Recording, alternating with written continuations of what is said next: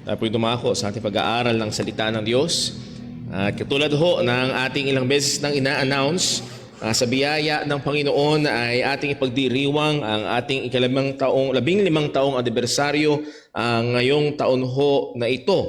And that will be on May 25. At pag binilang ho natin, that will be exactly 63 days.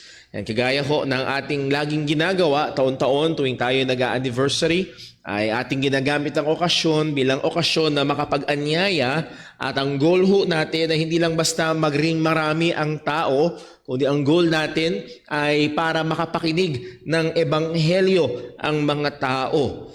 At tayo ho sa biyaya ng Diyos ay umaasa na gagamitin ng Panginoon ang mga okasyon na kagaya ho nito.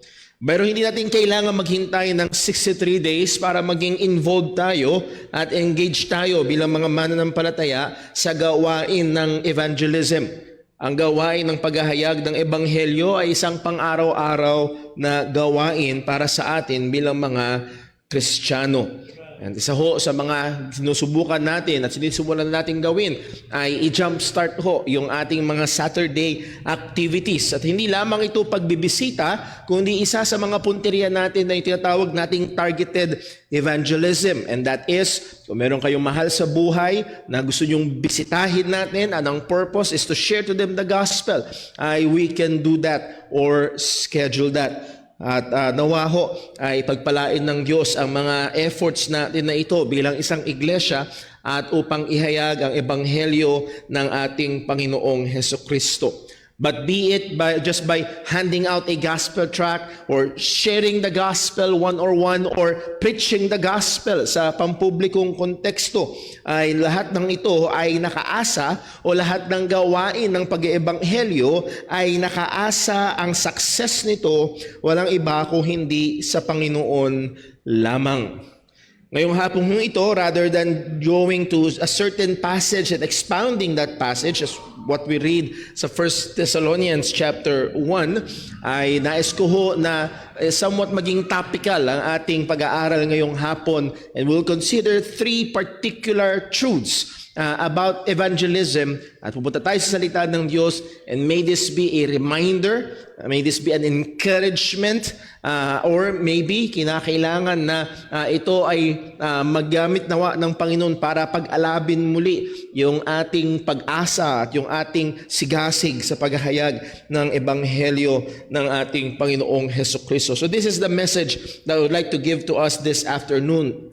We must look to God for hope and effectivity in all our evangelistic efforts. Kinakailangan nating tumingin sa Diyos para sa pag-asa at pagiging epektibo ng lahat ng ating gawain sa pag-ebanghelyo o paghahayag ng mabuting balita ng kaligtasan mula o sa pamamagitan ng ating Panginoong Hesukristo. Bago ho tayo magpatuloy, tayo ho muna ay manalangin. Let us pray. Panginoon naming Diyos, aming Ama sa langit, muli o Diyos, tulungan mo kami, ingatan mo kami, samahan mo kami. O Diyos, ang aming pangangailangan o ang aming gawain, obligasyon na dalhin ang ebanghelyo sa ibang mga tao, Panginoon, ay nawa patuloy mong ilagay sa aming mga puso't kaisipan.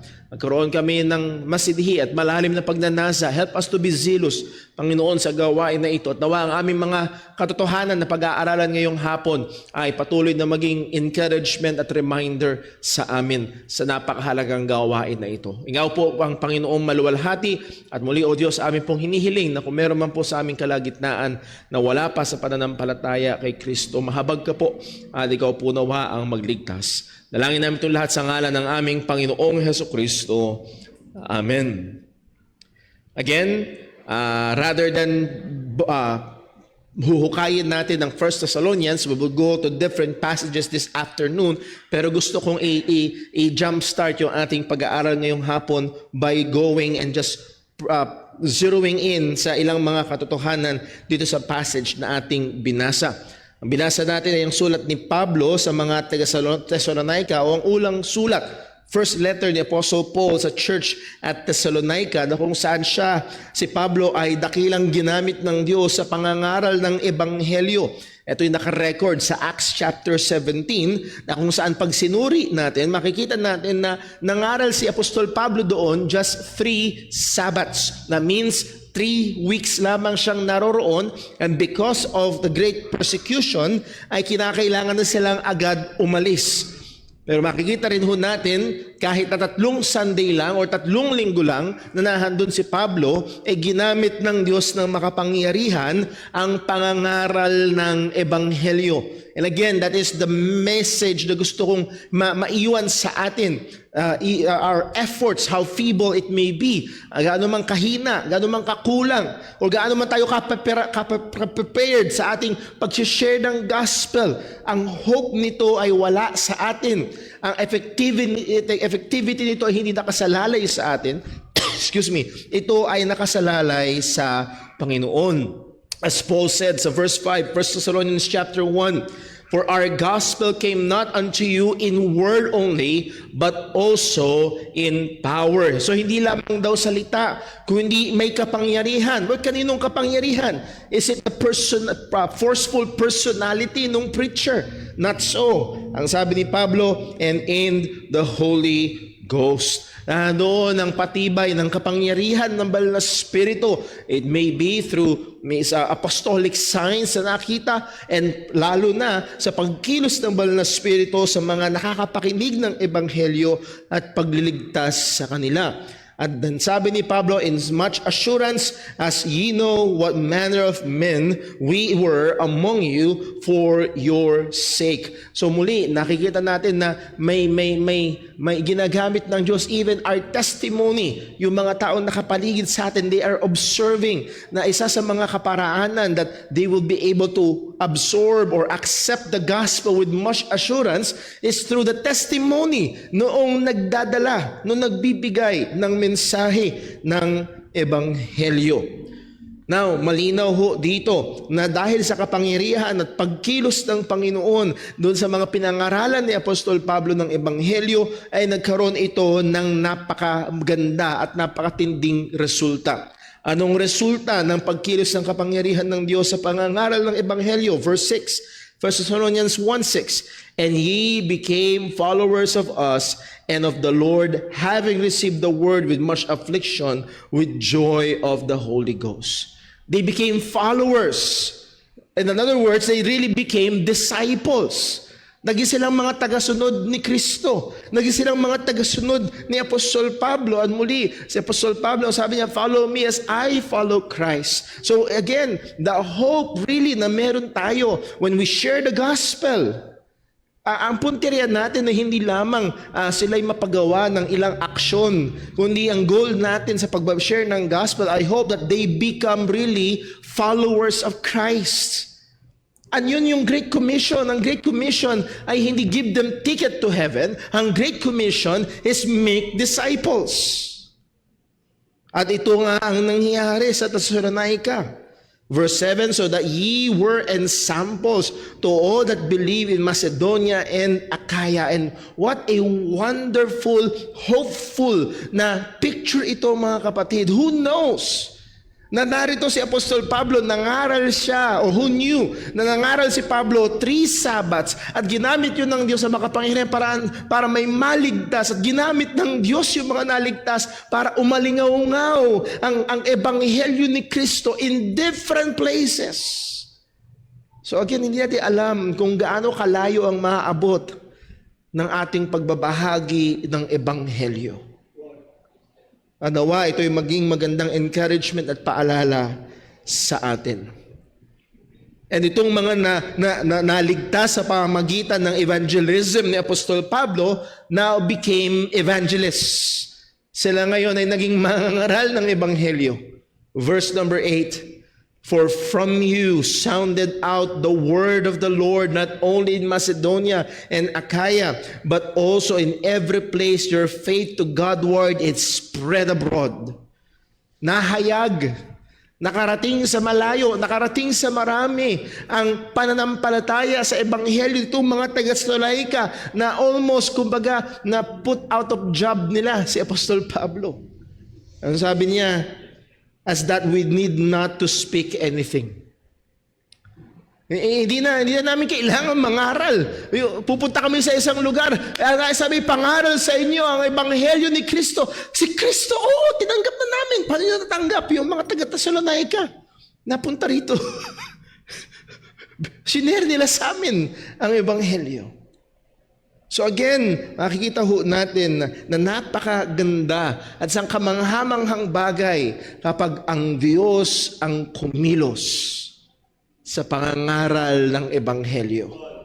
At yun yung hope natin. Yun ho yung goal natin. Again, in our personal evangelism, saan man tayo dalhin ng Diyos at magbahagi ng Ebanghelyo, dalhin natin ang mga katotohanan ito. In our corporate evangelism, tuwing may mga okasyon tayo dito sa church, this coming anniversary, sa May 25, dalhin natin at tungtungan natin ang mga katotohanan ito. So, 3 important truths ang ating gusto kong puntahan o bigyang pansin at mapaalalahanan tayo about evangelism. Number 1, the sovereignty of God in evangelism. Ang pagiging soberano ng Diyos sa pangangaral ng Ebanghelyo. Number 2, God's use of means in evangelism. Ang paggamit ng Diyos sa mga kaparaanan sa pag-iebanghelyo. And then number 3, the effectivity of prayer in evangelism. Ang pagiging epektibo ng pananalangin sa pangangaral ng Ebanghelyo. So una, tingnan ho natin the sovereignty of God in evangelism. At madalas kapag nababanggit ang pagiging soberano ng Diyos pagdating sa issue or sa arena ng discussion about salvation, ito ay madalas pumapatungkol sa election.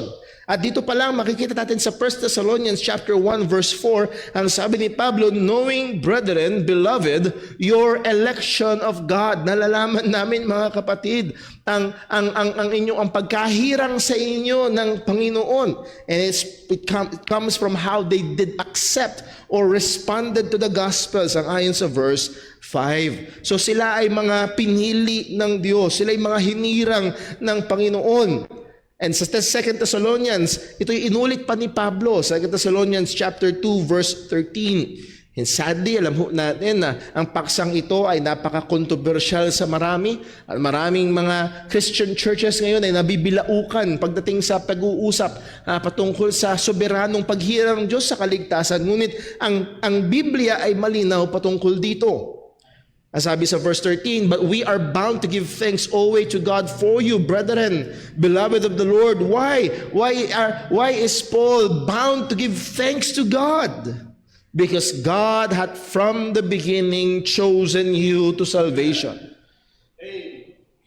Again, isang maganda at mahalagang text huyaan na tandaan sa 2 Thessalonians 2:13 sapagkat marami akong nakakausap. Yes, ang Diyos ay pumipili for ministry lang. Pinili niyang maging pastor, pinili niyang isang Kristiyano na maging ganito, maging ganyan. For ministry lang iyan. Yes, may pinipili ang Diyos for ministry. But dito napakaliwanag ng salita ng Diyos, chosen you to salvation. Pinili para sa kaligtasan through sanctification of the Spirit and belief of the truth. Now, again, ito ay totoo sa Biblia pero hindi ito ang goal natin ngayong hapon when I am speaking about the sovereignty of God in evangelism. We will focus on the sovereignty of God in the result of evangelism, na ang Diyos ay soberano pagdating sa resulta ng pagpangangaral ng Ebanghelyo. Meron nga hong nagsabi, nangaral ng isang sermon si Peter and about 3,000 souls got saved. At nangaral si Stephen and about 3,000 stones were thrown to him. Hindi magkaiba ang Diyos sa kanilang sinasampalatayanan at pinaglilingkuran. Hindi naka-day off ang Diyos na nangaral si Pedro, kaya walang naging resulta.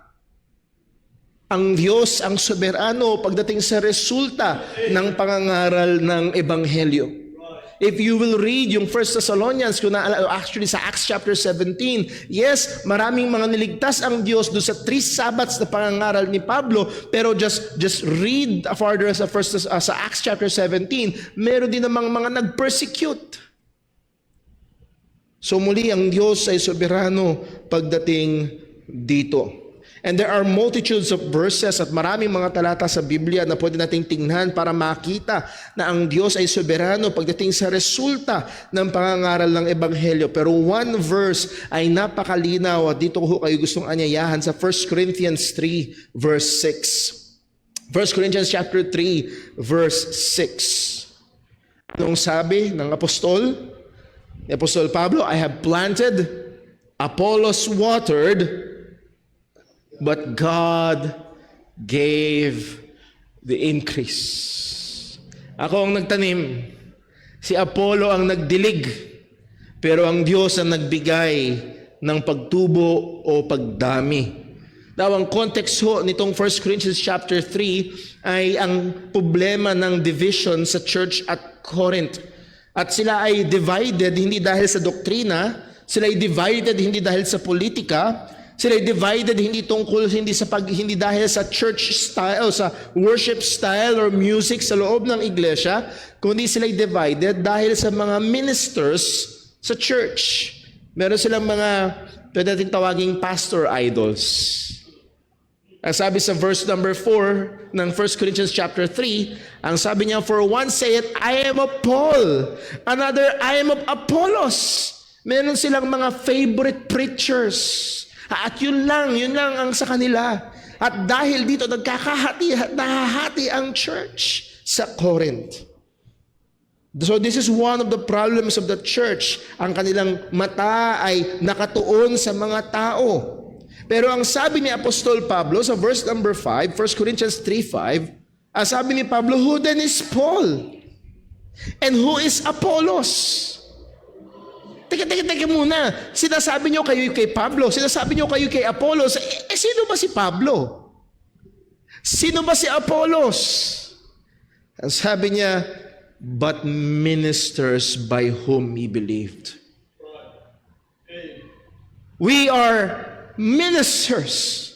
Again, the very word minister meaning servants. Kami ay mga lingkod na ginamit lamang by whom ye believed. Kami ay mga lingkod na naging kaparaanan lamang upang kayo ay manampalataya. Kanino kayo dapat talaga tumingin? Sabi ni Pablo, even as the Lord gave to every man. Hindi kami ang nagbigay sa inyo ng kaligtasan. Hindi kami ang nagbigay sa inyo ng pananampalataya. Hindi kami ang nagligtas sa inyo. Ang Diyos ang nagbigay ng pananampalataya. Ang Diyos ang nagligtas sa inyo. Ako, Pablo, at si Apollos, kami ay lingkod lang. So hindi kayo dapat mahati patungkol sa mga lingkod na ito. Pero again, makikita natin dito at doon niya sasabihin, I have planted, Apollos watered, but God gave the increase. Ang Diyos ang pinagmumulan ng pananampalataya. Ang Diyos ang pinagmumulan ng kaligtasan at liban na ang Diyos ay kumilos. Liban ng Diyos ang magbigay ng pananampalataya. Any effort, as good as a theologian Paul is, or as good as orator as Apollos was, napakagaling sa theology ni Apostol Pablo, napakagaling na orador at mga ngaral ni Apollos, pero walang saysay. Walang magiging resulta kung hindi gagawa ang Diyos. Again, maaaring gumastos tayo, church, we will spend 100,000 pesos para sa ating evangelistic effort this coming anniversary natin. Woo, woo, woo, woo! Ano pa tayo, motorcade pa tayo dyan. At kung ano-ano pa ang gawin natin. Walang magiging saysay at resulta ang efforts natin hiwalay sa Diyos. At magkaroon man ng resulta, hindi natin pwedeng tapikin yung ating sariling balikat, galing natin. No, it is God who gave the increase. Ang sabi ng ating Panginoong Jesus sa John 6 verse 65. John 6:65, and he said, sabi ni Jesus, therefore said I unto you that no man can come to me except it were given to him of my Father. Walang makakalapit, walang makakasampalataya kay Kristo, walang may kaya. Hindi lang basta walang may kaya, walang gusto. Ang sabi ng John chapter 3, ito ang kahatulan na dumating ang liwanag sa sanlibutan, ngunit mas inibig ng sanlibutan ng kadiliman kaysa sa liwanag sapagkat masama ang kanilang mga gawa. So muli ho, hindi ko naalala kung sino yung kakwentuhan ko nung ang ating dating Pangulong Duterte ay nasa ICC, nakapiit sa ICC sa ngayon.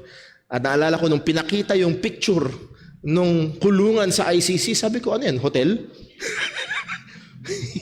Maganda, mambihira. Mukhang gugustuhin mong gumawa ng krimen para may libre kang magandang tirahan. At naisip ko lang ho yun sapagkat pag ang isang tao ay nakakulong doon, pag binuksan mo ang pintuan, sasabihin ng tao, ayoko nga lumabas dyan, sarap dito eh. At gano'n nangyari sa tao, dumating si Kristo. Ayoko nga dyan, gusto ko sa dilim. Liban na lang ang Diyos ang kumilos. Kaya ang sabi ni Pablo sa 2 Corinthians 4 verse 5, 2 Corinthians chapter 4 verse 5, for we preach not ourselves but Christ Jesus the Lord, and ourselves your servants for Jesus' sake. Hindi namin pinapangaral ang aming sarili. Verse 6, for God who commanded the light to shine out of darkness hath shined in our hearts, to give the light of the knowledge of the glory of God in the face of Jesus Christ. What a wonderful analogy ang pinantarito ni Apostol Pablo. Ang Diyos daw, if we'll go back to Genesis chapter 1, na nagsabing, let there be light.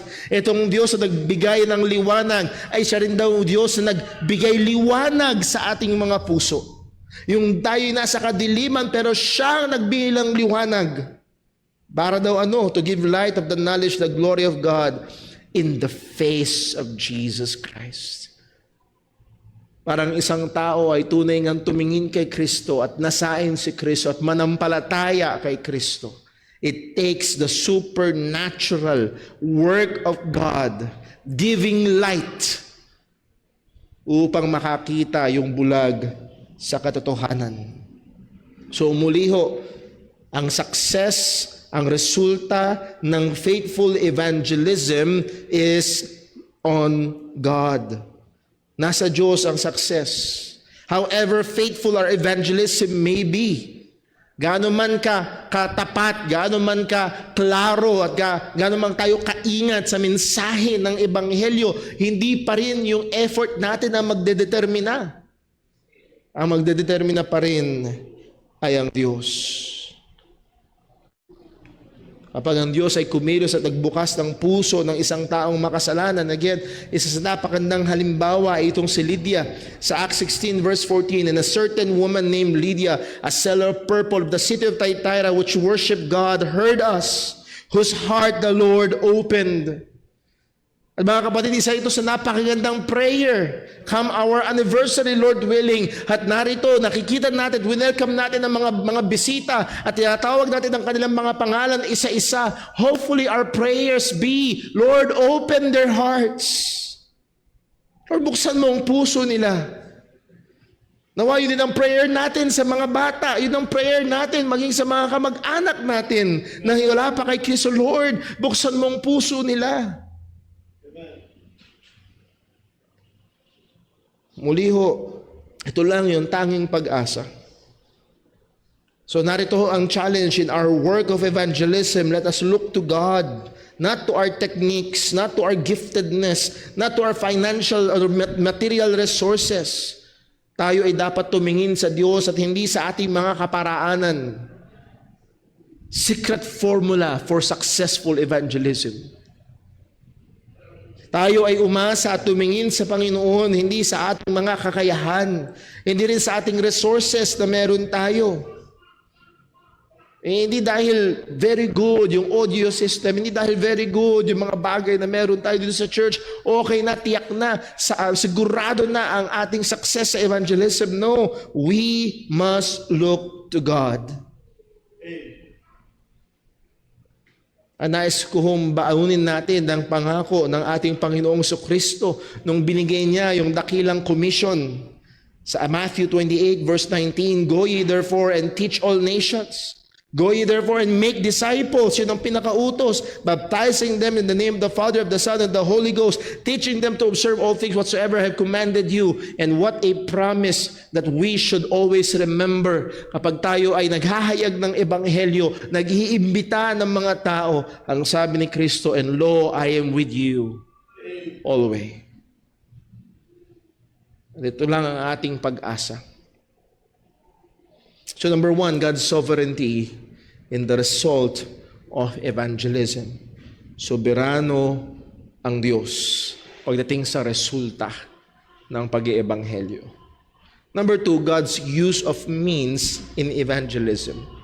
Consider at maging paalala sa atin ito. Yes, soberano ang Diyos pagdating sa resulta, pero siya rin ay soberano at gumagamit ng mga kaparaanan para sa pag-iebanghelyo. Huwag natin hong hayaan at mag-ingat tayo sa panganib na dumausdos tayo sa maling pag-handle o pag-a-apply ng katotohanan pagdating sa pagiging soberano ng Diyos sa kaligtasan. Yes, there are those na tinatawag na hyper-Calvinist na, well, dahil soberano ang Diyos at sabi naman ni Kristo, "All that the Father hath given me shall come to me." Tiyak yun, hindi yun pwedeng mabali at hindi na ako kailangan ng Diyos. Ilalapit ng Diyos ang lahat ng kanyang hinirang. And yes, that's true. Huwag natin isipin na merong tupa si Kristo, tapos mapapahamak yung tupa niya sana dahil merong tinamad na soul winner. Hindi ganun kahina at hindi ganun kapalyado ang pagliligtas na ginawa ni Kristo. Tiyak siya, "All the Father hath given me shall come to me." Pero muli, wag nating gamitin wag nating abusuhin ito na magdulot ito ng ating katamaran at pagiging mabagal sa pangangaral ng ebanghelyo. Narito ang mahalagang bagay, ang Diyos na pumili ng kanyang mga ililigtas ay pumili rin ng mga kaparaanan kung paano siya magliligtas. Ang sabi sa Romans chapter 1 verse 16, ang sabi ni Pablo, "For I am not ashamed of the gospel of Christ, for it is the power of God unto salvation to everyone that believeth, to the Jew first and also to the Greek." Ang ebanghelyo ni Kristo, ang katotohanan na si Jesus ay namatay sa krus para sa ating mga kasalanan at muling nabuhay ay siyang kaparaanan na ginawa ng Diyos upang magbigay ng kaligtasan. Sa Romans chapter 10 verse 13, ang sabi, "For whosoever shall call upon the name of the Lord shall be saved." Sino mang tatawag sa Panginoon, and again, yung tawag dyan in context ay hindi kailangan ng dictated na panalangin, kundi tatawag sa Kanya in faith. How then, meron may tanong sa verse 14, "How then shall I call on Him on whom they have not believed?" Yes, true. Sino mang totoong sasampalataya, tatawag sa Panginoon, siya'y maliligtas. Pero paano sila tatawag sa Kanya na hindi nila sinasampalatayanan? And how shall they believe on Him in whom they have not heard? And how shall they hear without a preacher? Hindi dinideny ni Apostol Pablo na soberano ang Diyos sa kaligtasan. Hindi binabali ni Apostol Pablo yung golden chain of salvation na inelect ng Panginoon in eternity past at sigurado makakarating hanggang glorification in eternity future. Tiyak na mangyayari yun. Pero along that line, how will they hear without a preacher? Dinisenyo ng Diyos maging ang kaparaanan upang ang ebanghelyo ay makarating sa kanila. Una ay sa pamamagitan ng mga mangangaral, ng mga tagapaghatid ng ebanghelyo. Here is a clear as crystal na katotohanan na ang Diyos ay gumagamit ng mga kaparaanan. Ginagamit ng Diyos sa mga mangangaral ng ebanghelyo. Ginagamit ng Diyos sa mga mananampalataya na magdadala ng ebanghelyo sa mga hindi pa Kristiyano. Hindi ho ba natin ito nakita sa sinabi ni Apostol Pablo sa binasa natin kanina na text sa 1 Corinthians 3 verse 5, who then is Paul, who then is Apollos, but ministers by whom ye believed. Again, sinasabi ni Pablo, we are ministers by whom ye believed. Kami ay kaparaanan lamang, mga lingkod sa pamamagitan lang namin kayo yung nanampalataya.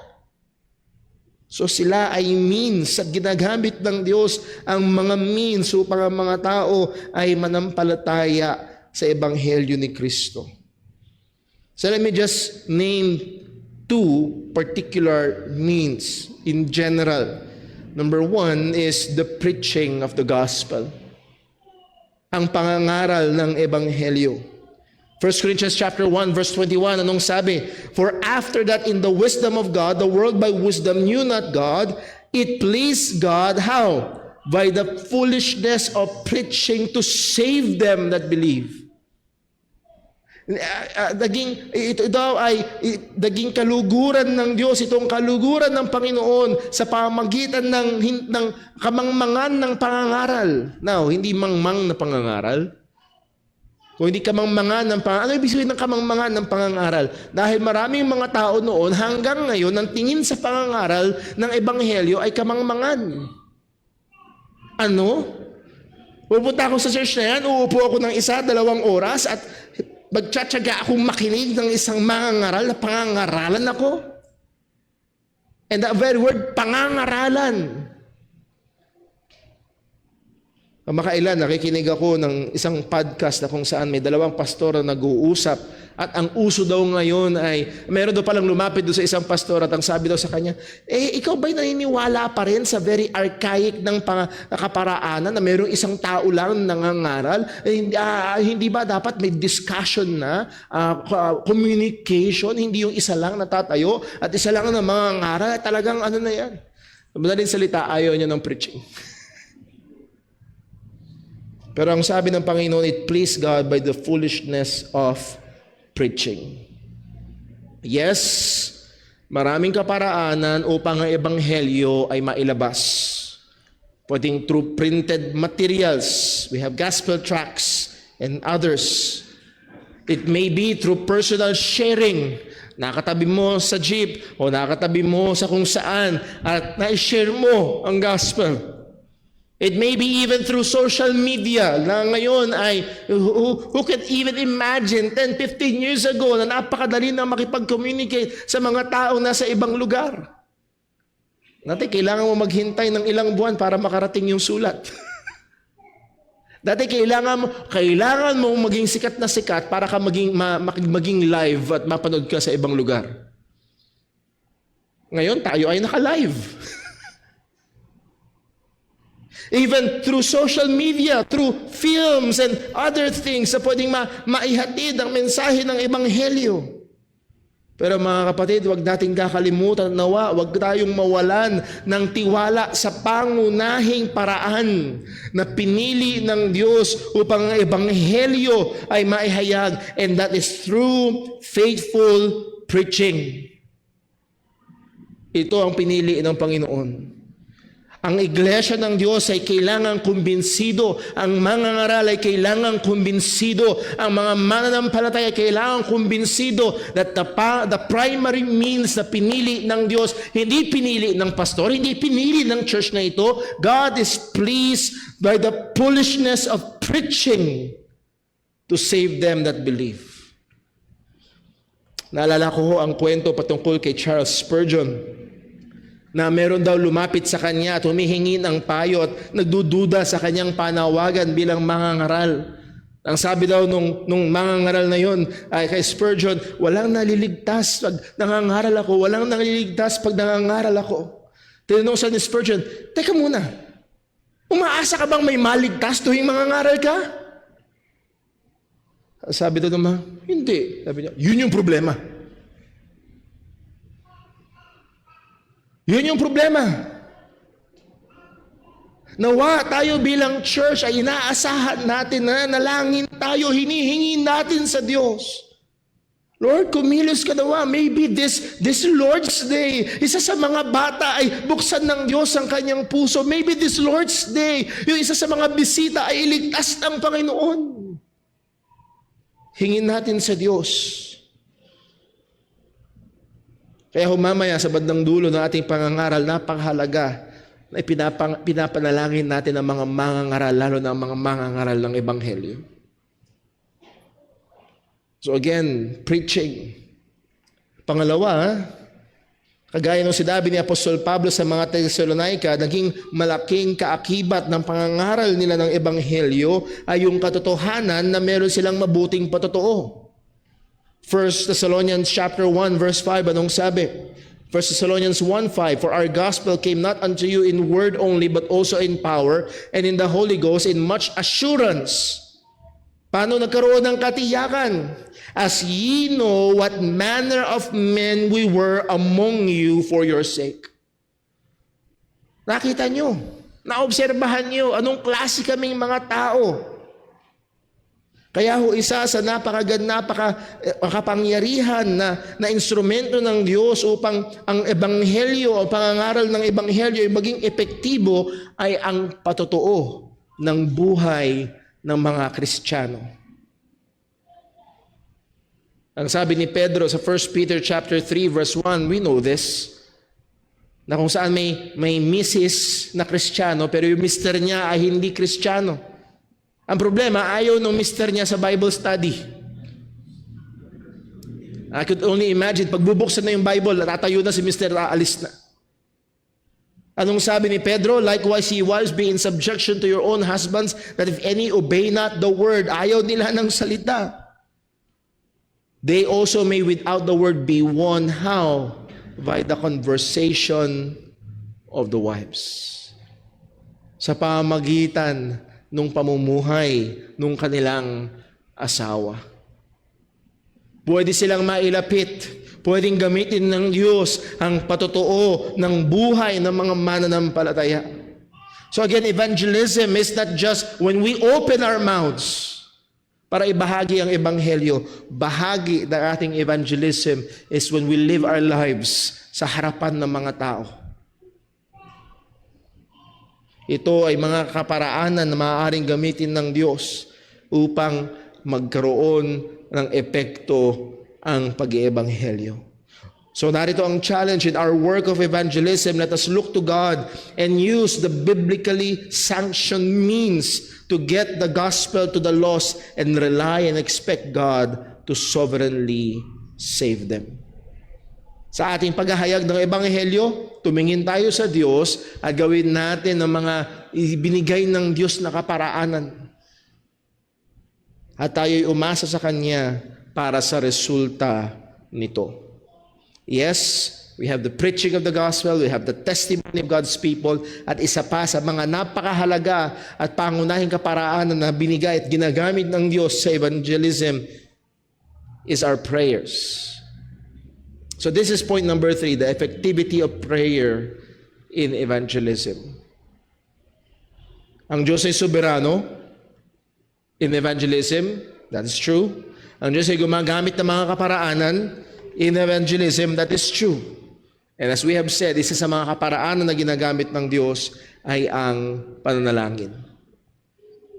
Madalas natin napapakinggan, lalo na kapag nanood tayo sa mga Christian broadcasting networks, nagsasabi, the power of prayer.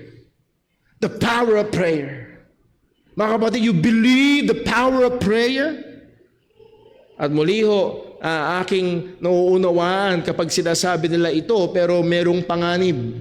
Kung ang ibig sabihin nila nito, it means na ang Diyos ay gumagamit ng mga mananampalataya at ang panalangin ng mga mananampalataya para i-accomplish yung kanyang kalooban, yes. Pero kung ang ibig sabihin nito ay ang pananalangin ay may kapangyarihan para baguhin ang mga bagay-bagay, even baguhin ang kalooban at plano ng Diyos upang ang Diyos ay sumunod sa ating kalooban. No, prayer is not that powerful. Actually, ang may kapangyarihan ay hindi ang prayer, ang may kapangyarihan ay ang Diyos. Para bang naipit yung paa mo, hindi mo maiangat. Hingi ka ngayon ng tulong. At dumating ang isang maskuladong lalaki at inangat niya ang kapangyarihan ng paghingi ng tulong. Kuha niyo? Hindi yung paghingi ng tulong ang may kapangyarihan, yung lumating at nagbuhat, kaya ka nakaalis sa pagkaipit, siya yung may kapangyarihan. Tayo ay tumatawag sa Diyos na may kapangyarihan. Hindi yung lalim at hindi yung tindi at hindi yung haba ng panalangin natin o dami ng luha natin sa pananalangin. Hindi yun ang may kapangyarihan. Kundi ang Diyos ang may kapangyarihan. Pero ang punto ito, prayer is powerful as a means used by God in accomplishing His will. Again, ang pananalangin ay hindi kaparaanan para makuha natin ang ating kalooban. Ang pananalangin ay kaparaanan para mangyari ang kalooban ng Diyos. At ang sabi nga ni John, this is the confidence that we have in Him, that if we ask anything according to His will, He heareth us. So muli, hindi sang-ayon sa ating kalooban, kundi sang-ayon sa Kanyang kalooban. Isang magandang paalala ang sinabi sa atin sa James chapter 5 verse 16. James chapter 5 verse 16, confess your faults one to another and pray one for another that ye may be healed. The effectual fervent prayer of a righteous man availeth much. Nandun yung fervency. Again, fervent. Ibig sabihin boiling, hot, mainit na pananalangin. Hindi lamang yun, maging pamumuhay of a righteous man. It avails much. At nagbigay ng paghahalintulad si James sa verse number 17. Binigyan niyang halimbawa si Elijah. And sabi niya, Elijah was a man subject to like passions as we are. Kung hindi niya nag-gets yun, si Elijah, mga kapatid, si Elijah, pareho lang natin.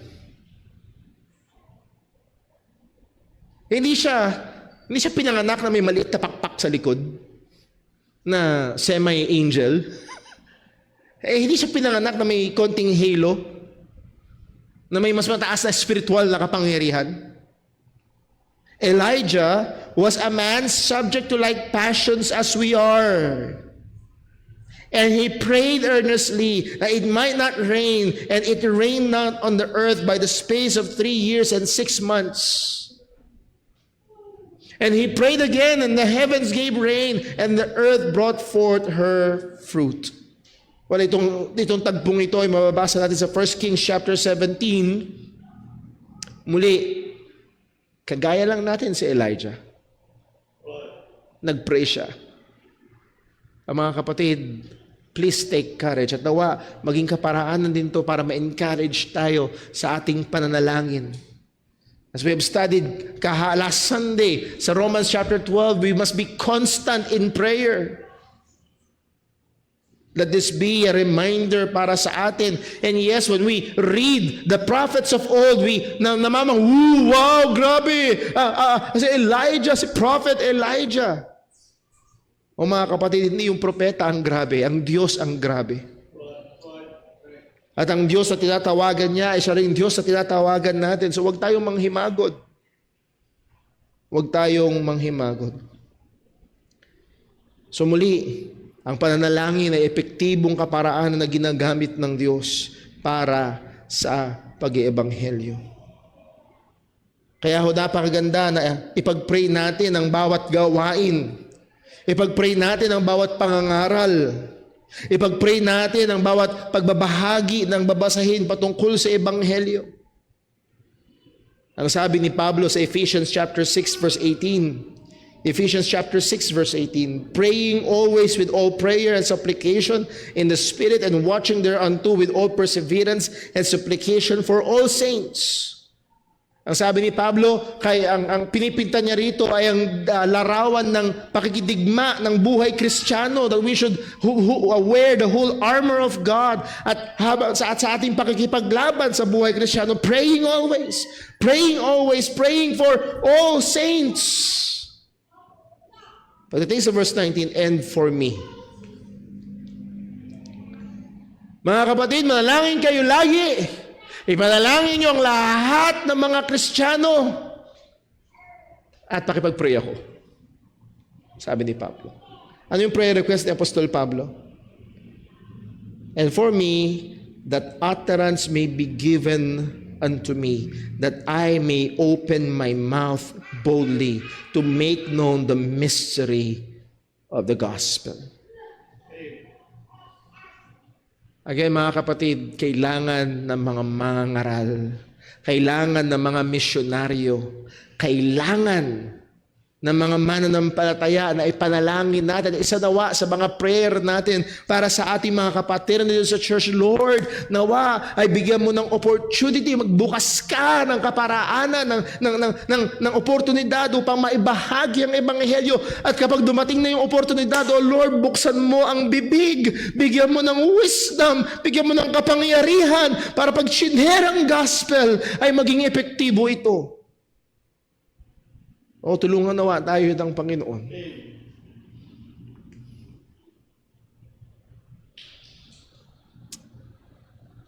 Sa Colossians chapter 4 verse 3, ang sabi ni Apostol Pablo, dito tayo matatapos. Colossians chapter 4 verse 3. Almost saying the same thing, without praying also for us. Kasama niyan, sabi niya mga kapatid, panalangin niyo rin kami that God would open unto us a door of utterance. Bigyan kami ng Diyos, magbukas ang Diyos ng pintuan para makapaghayag kami, ng oportunidad para makapaghayag kami.